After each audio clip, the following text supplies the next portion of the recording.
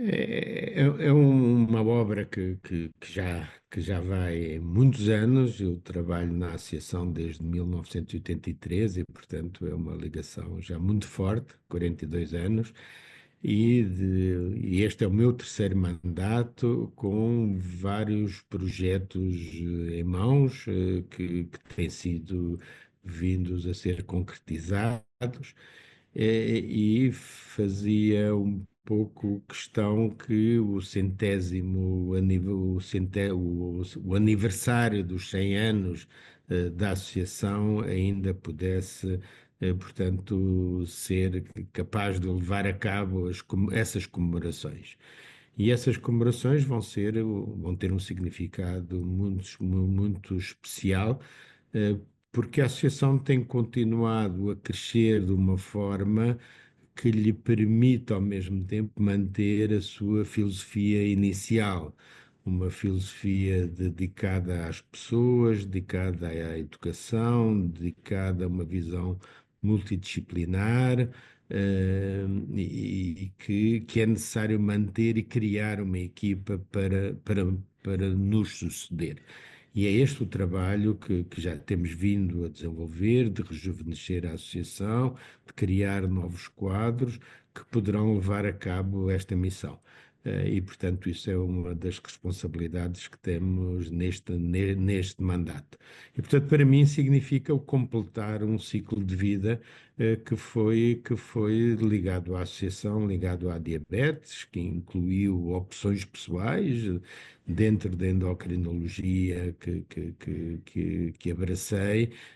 escolher a diabetes como uma doença que tem uma visão mais global da pessoa humana, mais global das necessidades das pessoas e uma visão não tão centrada nos profissionais de saúde, mas mais centrada nas pessoas, com algumas frases, enfim, que são muito significativas para a associação, quer do professor Polido Valente, que dizia que mais importante do que tratar as pessoas é ensinar as pessoas a tratar-se a si próprias, ou do Dr. Ernesto Roma, que as pessoas com diabetes devem viver e trabalhar como se não tivessem diabetes. Esta atualidade de frases que foram ditas nos anos 20, portanto, há 100 anos, marcam ainda o atraso que temos em muitas áreas da medicina, nomeadamente na compreensão do que são as doenças crónicas. E a diabetes é claramente o melhor exemplo da doença crónica, porque foi a primeira que se pegou na insulina, se deu às pessoas para se injetarem a si próprias e saberem gerir essa dose conjuntamente com a alimentação, com a atividade física e com o seu dia a dia. E, portanto, esta filosofia que tentamos levar a cabo para outras doenças crónicas, e nesse sentido temos contactado com várias delas, continua a ser uma mensagem que queremos transportar e queremos levar para o futuro. Esperemos que esta direção seja capaz de encontrar uma direção que siga, que lhe dê continuidade a este projeto e àquilo que foi a mensagem e o testemunho do Dr. Roma e do Dr. Sá Marques se possa ter continuidade nos anos que vêm. É evidente que o desafio da diabetes também é um desafio muito complexo e é muito mais complexo numa época que estamos a atravessar, que é uma época de grande revolução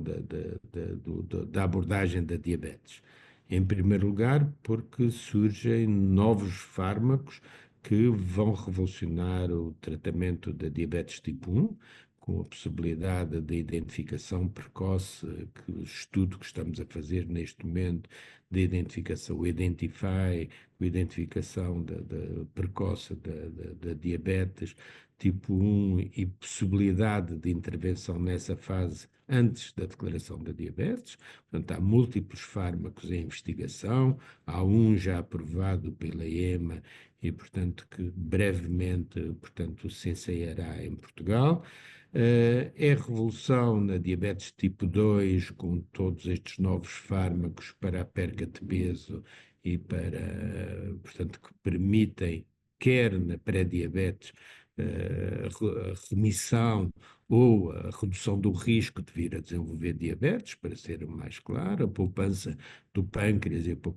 poupança da produção de insulina ainda na fase da pré-diabetes. E na fase da diabetes,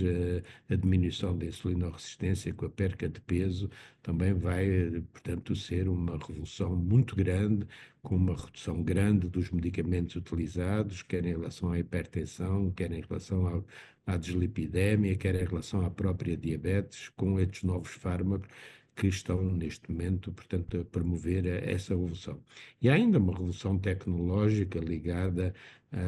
às bombas de insulina inteligentes, aos sistemas de monitorização contínua. A monitorização contínua começar a ser utilizada na diabetes tipo 2 será uma questão de tempo para que isso chegue também e que as pessoas possam compreender através desta monitorização muito melhor a sua doença, muito melhor como é que o seu corpo funciona e como é que poderão atuar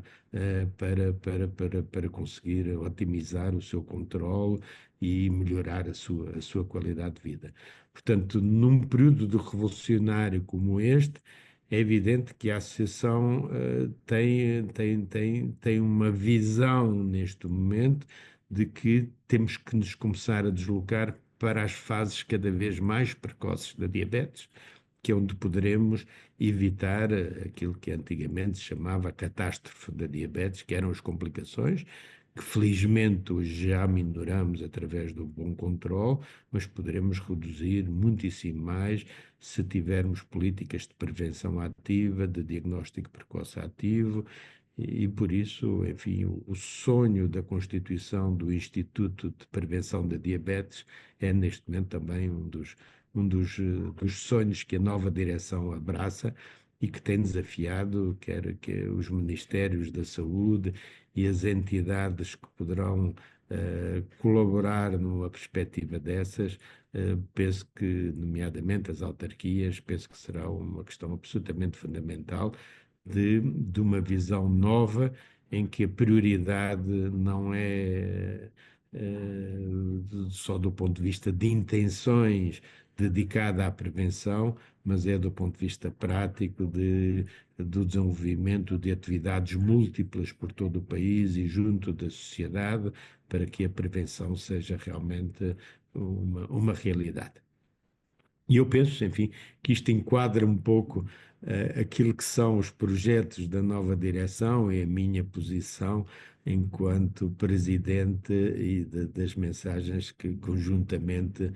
queremos transmitir para o nosso novo mandato. Mas concretizar a prevenção é combater forças que provocaram a epidemia da diabetes. É combater o atual padrão alimentar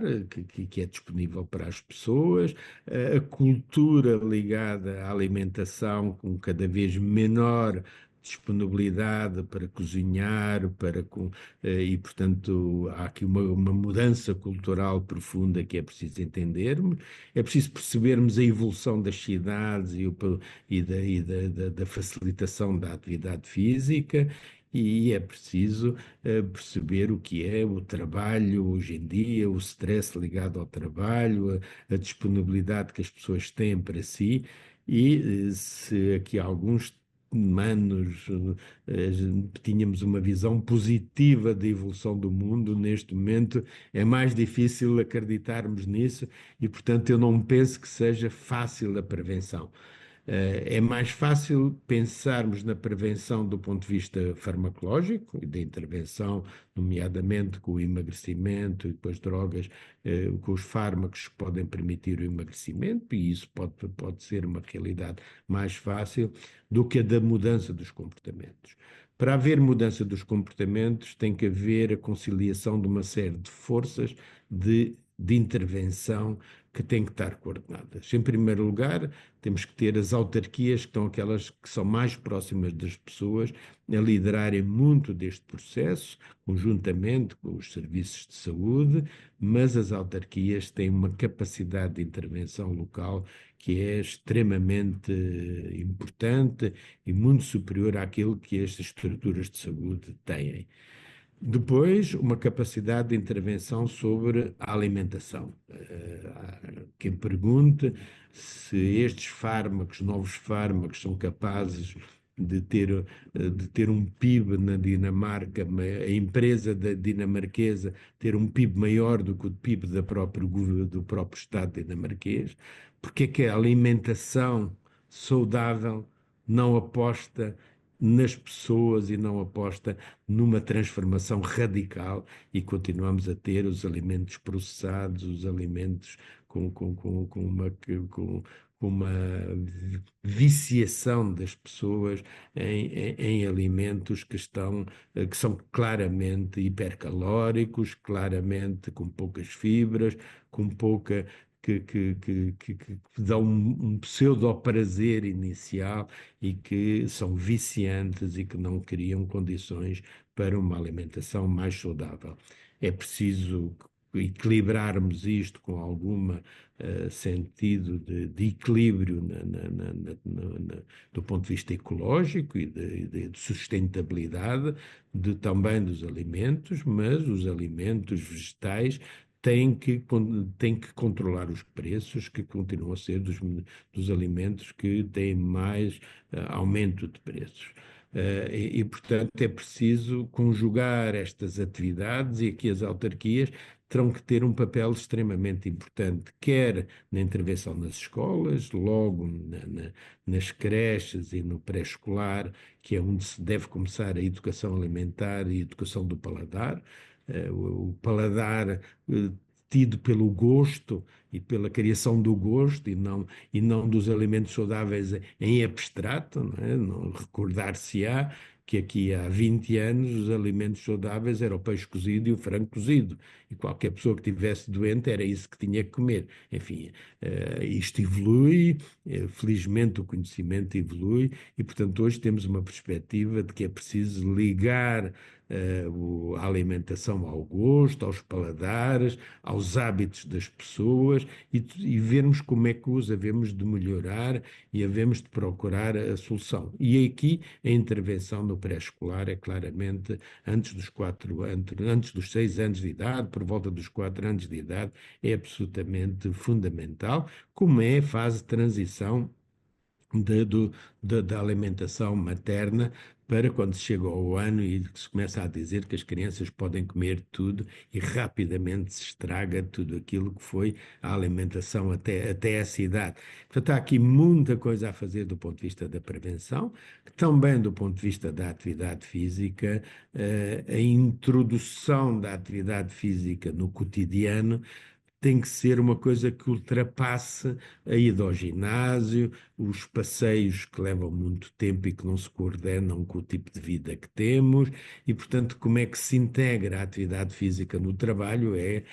no cotidiano, é algo que temos que encontrar formas para o fazer e aqui chamar à responsabilidade muito a medicina do trabalho, que pouco promove este tipo de atitude, as empresas, os sindicatos e, portanto, ter uma visão também de prevenção. E, portanto, como vê, a prevenção é algo extremamente complexo,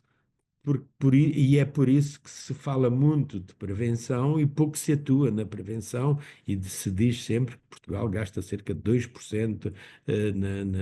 na prevenção. Ligada à prevenção está sempre o diagnóstico precoce e, portanto, a intervenção precoce. E aqui a intervenção precoce permite hoje manter as pessoas com valores, a maior parte das vezes, que não chegam a ser diabetes. Há quem chame remissão da diabetes, é um termo que é questionado, mas o que nos interessa é que as pessoas vivem como se não tivessem diabetes e, portanto, começar a intervir nas fases mais precoces, seja da pré-diabetes, seja da diabetes, seja da não, do evitar a obesidade, portanto, antes dos 4 anos, dos 4 a 6 anos de idade, para prevenir a obesidade nas idades adultas. E, portanto, claramente, essa é uma aposta que temos levado a cabo com intervenções já que fazemos junto das autarquias, com um programa chamado Gosto. Eu gosto de comer. Primeiro, identificamos as pessoas em risco de ter diabetes, depois fazemos grupos dessas pessoas, até 30 pessoas, 20 a 30 pessoas, em que promovemos sessões ativas de esclarecimento sobre aquilo que são os fatores de risco de desenvolvimento da diabetes. Esse programa chamam-se Aprender em Conjunto, o Gosto. O gosto é no sentido de eu gosto de viver bem, eu gosto de comer bem, eu gosto de ser ativo, eu gosto de ter menos stress e, portanto, ter uma visão propositiva e não uma posição negativa que normalmente os profissionais de saúde tinham, muito restritivos de dizer não pode fazer isto, não pode fazer aquilo, não pode fazer aquilo outro, em vez de dizer exatamente o contrário, o que é que gosta de fazer, em que medida é que aquilo que gosta de fazer se insere numa estratégia de prevenção ou de controle da diabetes. São atitudes que são extremamente importantes de se conseguir. Nesta perspectiva, e vivendo numa sociedade equilibrada em que a guerra não esteja nos horizontes, obviamente que cá estaremos para as desenvolver, mas para isso precisamos claramente de um compromisso da sociedade no apoio à criação deste Instituto de Prevenção da Diabetes, prevenção da obesidade, detecção da pré-diabetes e intervenção nas escolas. Há uma outra área que também é importante, é a introdução de uma cadeira de culinária a todos os níveis da escola. A escola estuda 3 vezes, se não me engano, a roda dos alimentos, mas se perguntar a qualquer miúdo qual é o significado prático da roda dos alimentos, não é nenhum. Se puser as crianças a cozinhar e ter aí a roda dos alimentos, no sentido de como é que se integram num prato que se faz, que se elabora, tudo isso, a visão é completamente diferente. Ver, mexer, são formas de memorização e de integração do conhecimento muito mais superiores a qualquer outra forma declarativa daquilo que são os bons comportamentos. E, portanto, a introdução de uma cadeira de culinária, de uma visão de nutrição muito mais alargada do que os nutrientes, é preciso uma visão mais da gastronomia, das culturas, dos paladares, que possam transformar claramente a ligação à comida, e é preciso claramente algumas políticas restritivas do ponto de vista dos alimentos não saudáveis, processados, que hoje os hábitos da alimentação. A questão da cozinha, da ligação à cozinha, penso que é uma questão extremamente importante. Hoje toda a gente prefere mandar vir comida, não tem tempo, faz qualquer coisa, já se faz em casas sem cozinhas, em que só há um micro-ondas, por exemplo, em Inglaterra, nos bairros populares, nos bairros sociais, começa a ser prática. Portanto, há aqui um perigo enorme daquilo que são as boas vontades de prevenir a diabetes e a obesidade se tornarem um sonho do passado, porque a ganância da sociedade não tem em conta as suas necessidades, mas tem em conta o lucro e tem em conta essa transformação desumanizada das cidades que encontramos em muitas práticas hoje em dia. Eu penso que temos que pôr fim à subida permanente dos números de pessoas com diabetes. Todos os anos há relatórios que apontam para um aumento da prevalência da diabetes. É evidente que o envelhecimento da população tem contribuído muito para isso, mas espero que estas políticas consigam parar este ascenso da diabetes. Do ponto de vista das pessoas em si, espero que elas tenham uma capacidade cada vez maior e com a ajuda dos novos fármacos, e das potencialidades tecnológicas hoje de transmitir o conhecimento e do acesso ao conhecimento, que as pessoas tenham muito mais consciência daquilo que é a diabetes, de como cuidar a diabetes, sejam muito mais autónomas e que saibam gerir muito mais o seu cotidiano. Aqui espero também que essencialmente, os cuidados primários, médicos e enfermeiros, tenham uma atenção muito maior no sentido da motivação das pessoas, de transmitir às pessoas a educação necessária. Um dos programas que nós propomos há muitos anos que os centros de saúde façam é sempre que é feito o diagnóstico de diabetes a uma pessoa, haja imediatamente um conjunto de aulas dinâmicas de ensino programadas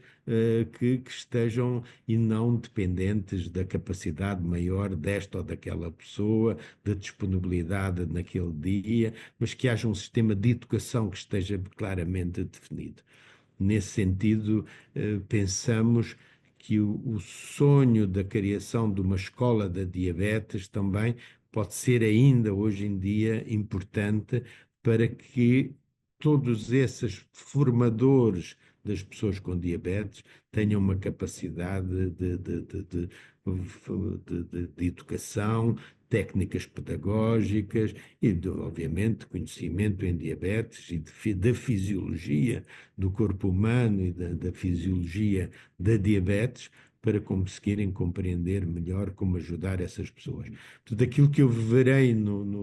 como sonho é a autonomia das pessoas, a capacidade de gerirem a sua doença, evitando assim as complicações da diabetes. E aquilo que era uma sala de espera de uma consulta de diabetes, quando eu comecei a minha intervenção em diabetes, em que eram muitas pessoas amputadas, muitas pessoas invisuais, enfim, que se via na sala de espera o que eram as complicações. Hoje está-se numa sala de espera e está-se como se estivesse em qualquer praça pública, qualquer local público. E não se nota qualquer diferença entre estas pessoas. Portanto, isto mostra já o que foi a evolução dos últimos 30, 40 anos, que foi muito significativa, mas vamos avançar mais nesse caminho,